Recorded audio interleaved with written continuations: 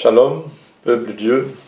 Shalom, mon bien-aimé dans le Seigneur Jésus-Christ de Nazareth, que nous adorons, que nous célébrons, que nous louons. Je suis Dieny Jean-Jacques, le père à Dieny Cynthia, celle qui est victime de l'embrigadement, de l'envoûtement et aujourd'hui, je dirais, de fait que Dano Israël couche avec ma fille. Dano Israël couche avec ma fille. C'est tout cela aujourd'hui qui fait que on ne veut pas laisser les vidéos. On va aller jusqu'au bout. Donc, je commence cette vidéo parce que j'ai noté un certain nombre de points, un certain nombre de faits, un certain nombre de choses qui vont élucider comment cet homme de Dieu, ce soi-disant homme de Dieu, est, c'est-à-dire Dano Israël, est confondu aujourd'hui avec lui-même. D'abord, quand je prends le premier point, qui est l'association culturelle de cette église de Dano Israël, le fonctionnement est illicite. Comme abrégé, fonctionne sous une fausse couverture comme une association d'avocats. Nous mettons en garde toutes ces personnes dont les noms sont utilisés pour masquer cette mascarade, qu'ils se retirent pendant qu'il est encore temps. Et je vais aborder le sujet même des offrandes et de tout ce qui est multiplication abusive des offrandes dites offrandes d'alliance 100 €, offrandes de rachat 100 €, offrandes du sanctuaire 30 € par personne, et s'il y a 2 passages au sanctuaire dans le mois, ça fait 60 €, sans compter des offrandes ordinaires, dîmes, actions de grâce, offrandes ordinaires, dîmes, actions de grâce, offrandes spéciales et autres, soit 10% pour la dîme du revenu. Mais nous voyons que chaque personne se retrouve pas moins de 400 à 600 € uniquement que pour les offrandes. Vous-même qui me suivez, vous êtes témoin de cela. Vous parlez de cela dans votre cœur. Vous n'osez pas affirmer haut et fort. Et aujourd'hui, il faudrait que tout cela soit dénoncé. C'est une vraie machine à arnaque. Une vraie machine à arnaque. J'insiste encore sur le terme. Il y a le fait même aussi que lors de la création, je crois, de cette église au début qui était la Médicie, pour pouvoir acheter une maison de prière ou bien un local, ils ont demandé une cotisation de 500 € à 1000 € par personne. Cet argent, on ne sait pas où c'est passé. Sans compter, tout dernièrement, enfin, il y a peu de temps, il y a un peu longtemps de cela, ceux qui devaient aller pour leur pèlerinage en Israël, près de 2000 € et par personne qui n'a jamais été remboursé. Ou alors, quelques-uns ont été remboursés, le reste est resté. Et le reste est dans les caisses de l'EISE. C'est l'argent des fidèles qui entretient le train de vie, le train de vie luxueux de Danon Israël et de sa troupe de courtisans et maîtresses qui se moquent en retour des fidèles et qui les traitent même de misérables.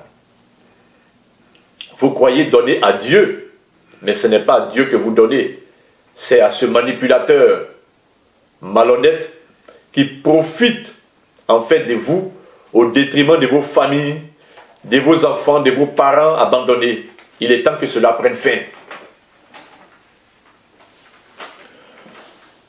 S'agissant toujours de ce côté financier, nous sommes en France. Nous savons que toute association a l'obligation statutaire de publier chaque année son bilan financier et de le faire prouver et de le faire approuver par ses membres sous le contrôle d'un comptable assermenté.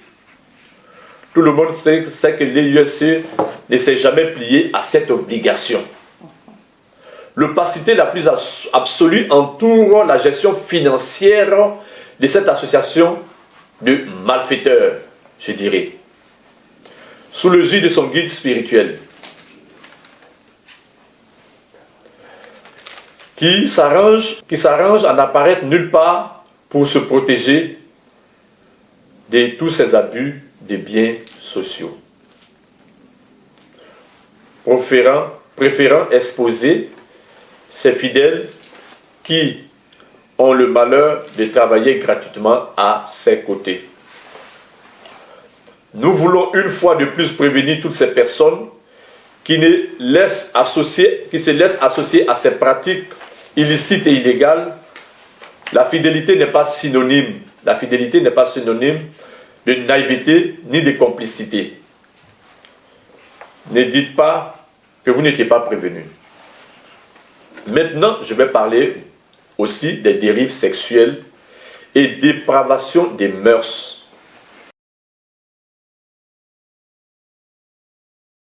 Danon Israël et de son entourage. Les vidéos précédentes que nous avons partagées ont permis de lever le voile sur ce que le monde savait déjà dans ce ministère, mais dont personne, ou presque, n'osait parler.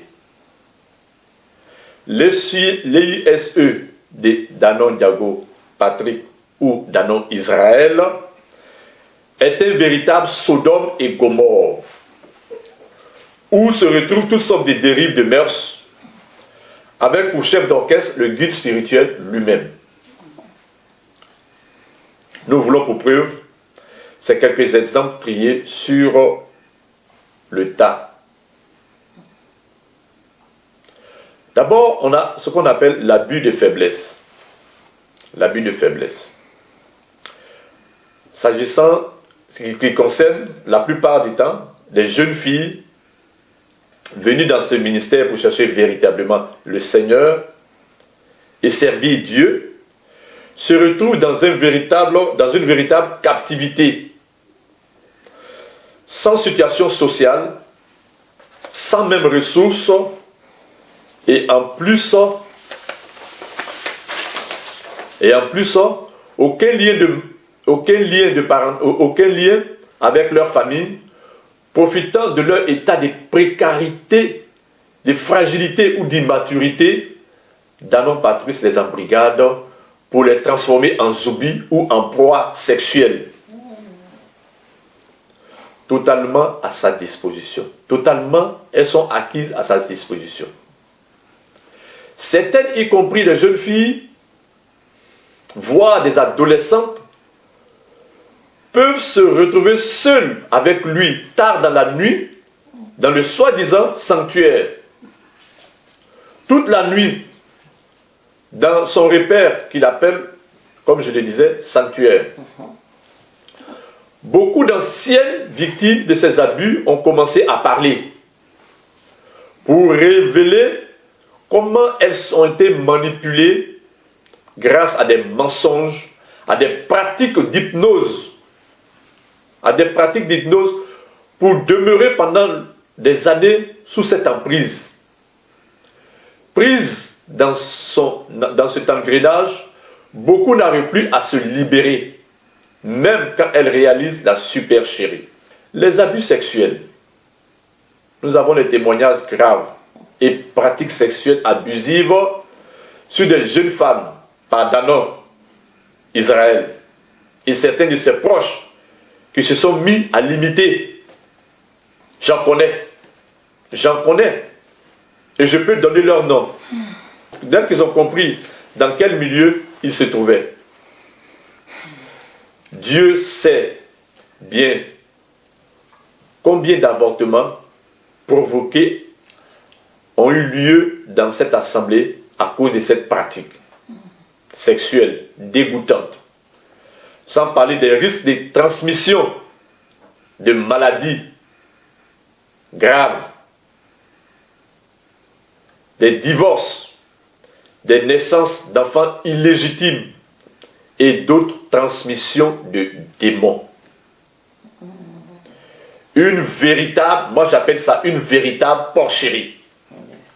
Une véritable porcherie qui n'a que d'apparence d'un lieu spirituel et religieux.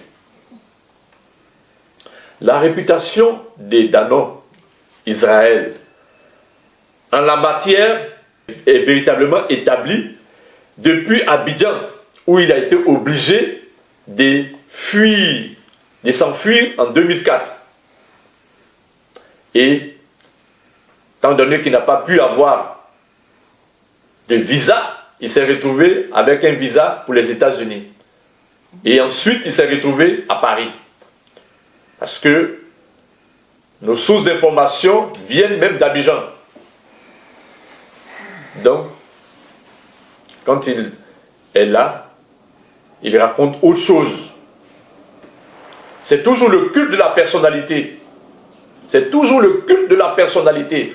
Moi, j'ai, moi, je suis, moi, ceci, moi, cela. J'ai rencontré Bédier, j'ai fait ceci, j'ai fait cela. Toujours, c'est le culte de la personnalité.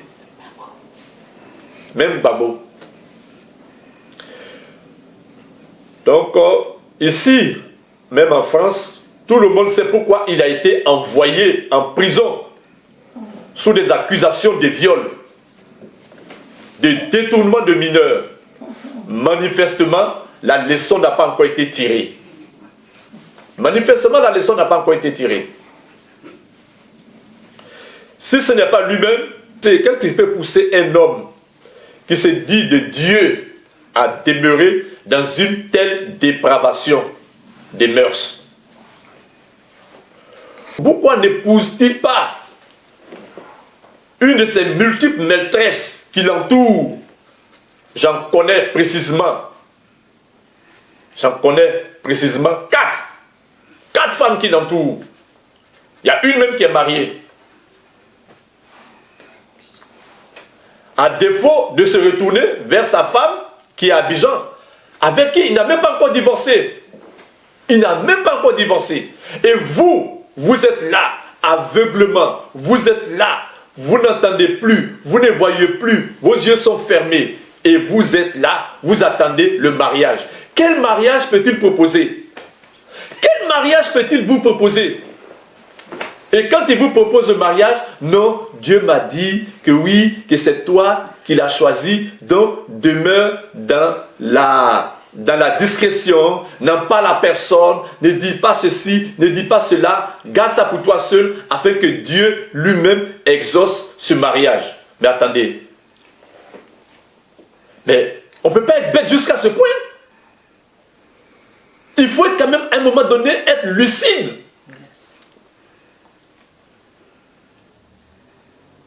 Sommes-nous vraiment dans une entité spirituelle ou bien nous sommes dans le monde? Et là, comme je le disais, manifestement n'a pas encore tiré la leçon. Manifestement n'a pas encore tiré la leçon.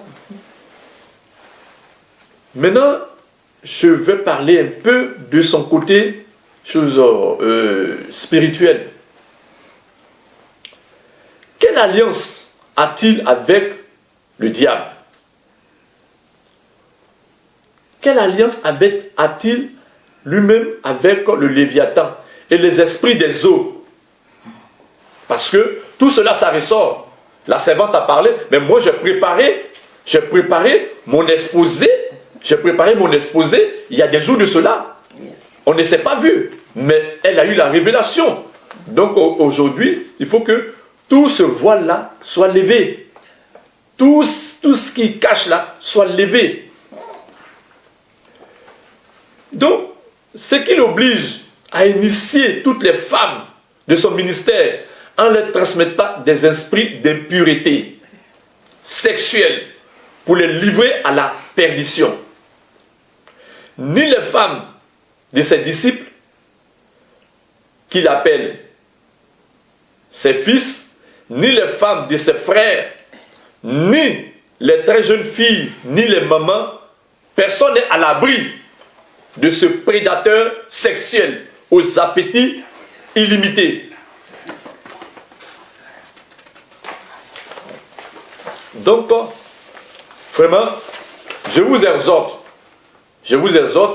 il est temps que cela cesse. Il est temps que cela cesse. Et je vais prendre un cas palpable. La séparation des couples. Donc moi-même j'ai été victime avec ma femme. Mais comme je l'ai dit dans la précédente vidéo, Dieu t'a laissé commencer. Dieu permet l'épreuve pour montrer qui est cet homme. Mais Dieu ne t'a pas laissé terminer. Dieu t'a laissé faire. Dieu m'a éprouvé pendant 3 bonnes années. Mais Dieu ne t'a pas laissé terminer. Dieu a permis que tu fasses. Tu as séparé ma femme et moi. Tu as séparé les enfants et nous. Tu as mis le feu dans la maison. Tu envoies les gens après pour venir jouer aux pompiers. Alors que spirituellement, Dieu dit, je vous laisse regarder. Je le laisse faire. Mais vous allez voir qui est véritablement cet homme. Dans Israël, tu es méchant. Tu es méchant. Tu es méchant.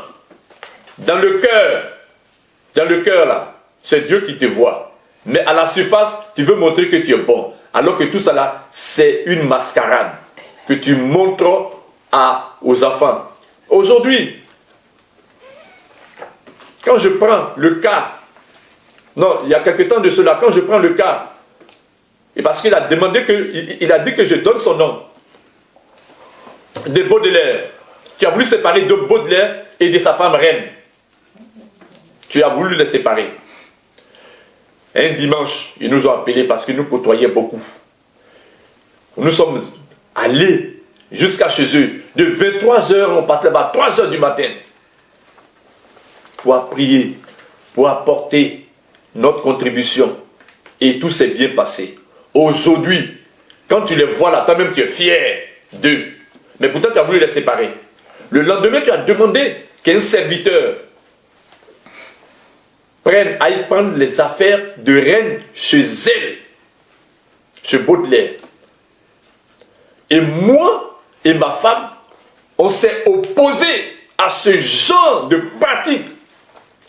On s'est opposés. On allait jusqu'à te rencontrer au sanctuaire avec ce serviteur. Donc, je t'ai le nom.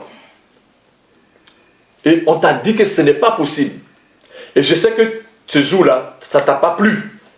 Tu as montré ça du bout des lèvres que tu étais d'accord, mais dans le cœur, tu n'étais pas d'accord.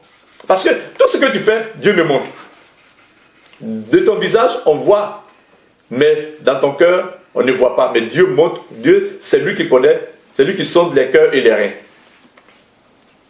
Donc ce serviteur aujourd'hui est resté avec sa femme, avec son épouse. Je dis Dieu merci. Et je bénis le nom du Seigneur pour ce qu'on a fait.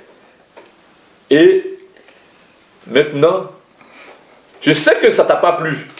Parce que, qu'est-ce que tu recherchais? La division. Parce que tu recherchais depuis longtemps reine. Tu recherchais depuis longtemps reine. Tu allais même chez les parents des reines. Tu allais manger là-bas. Tu allais faire tu allais faire beaucoup de choses parce que tu voulais d'elle. Ils t'ont dit, si c'est pour jouer, c'est pas la peine. Le serviteur est resté avec sa femme. Ça t'a pas plu. Tu as gardé dedans. Et maintenant, c'est moi et ma femme, tu as voulu diviser. Tu as commencé, mais comme je l'ai dit, Dieu n'a pas permis que tu termines. Il y a beaucoup d'exemples. Tu as divisé beaucoup de couples. Tu as fait des choses inadmissibles. Un homme de Dieu y rassemble. Un homme de Dieu y réunit. Un homme de Dieu fait en sorte qu'il puisse aller de gloire en gloire. Mais pas dans ces choses, dans ces pratiques, dans ces petites pratiques-là. Un homme de Dieu, il conseille. Un homme de Dieu, il fait des choses pour que ces brebis puissent être. Quand je prends mon cas, est-ce que pendant cette séparation-là, tu as levé le petit doigt? Tu n'as pas levé le petit doigt. Tu attendais. Tu as attendu que lorsque ce soit terminé, pour dire que oui, que je vais vous recevoir pour parler que des enfants, parce que c'est déjà avancé. C'est déjà avancé. Pendant que ce n'est pas avancé là, tu as fait quoi? Tu as fait quoi? Tu as fait quoi? Et toutes ces pratiques-là n'honorent pas Dieu. Parce que toi-même, tu es dans le péché. Tu es dans le péché. Tu n'as pas encore divorcé. Tu promets le mariage à celle-là. Tu promets le mariage à celui-là. Enfin, à celle-là du moins. Tu promets le mariage à toutes les filles. Mais tu vas te marier à combien de femmes alors? Tu vas te marier à combien de femmes? Il est temps que cela cesse. Au nom de notre Seigneur Jésus-Christ de Nazareth. Ouais. Toi, tu n'honores pas Dieu. Tu n'honores pas Dieu. Tu n'honores pas. Tu n'as pas la crainte de Dieu. Parce que nous avons suffisamment de témoignages et de preuves réunies contre toi. Et s'il ne met pas fin, s'il ne met pas un terme à ces pratiques et se répandre sincèrement, même, je dirais encore, toi-même tu as fait le coup à un de tes proches parents. Un de tes proches parents. Un de tes proches parents, j'ai oublié même. Un de tes proches parents. Tu lui as donné une femme. Tu l'as mariée. Et en plus, tu continues de coucher avec elle. Au point où ton proche parent même a divorcé. Aujourd'hui, tu te retrouves avec celle-là. Que tu promets aussi le mariage encore. Donc, vraiment, tous ces exemples-là sont légion. Tous ces exemples-là sont légion.